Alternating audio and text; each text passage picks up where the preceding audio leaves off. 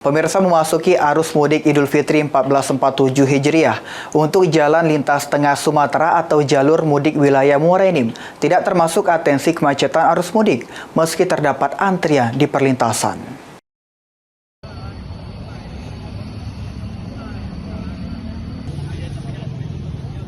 Sejak 16 Maret 2026, tim Ditlantas Polda Sumsel dan Satlantas Polres Muara Enim sudah menyatakan masuk dalam pengaman arus mudik Lebaran 2026.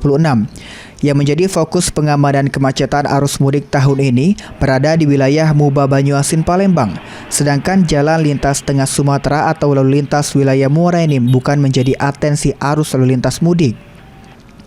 Tim Supervisi Polda Sumsel Kompol Dedi menjelaskan kalau saat arus mudik Lebaran tahun ini yang menjadi konsentrasi kemacetan arus lalu lintas berada di sejumlah daerah.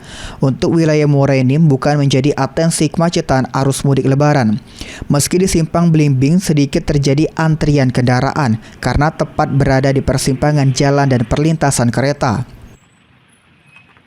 Namun untuk di pemudik ke Muara Enim, khususnya di Simpang Belimbing, memang terdapat sedikit penghambatan dikarenakan adanya pasar Kalangan dan jalur rel kereta api.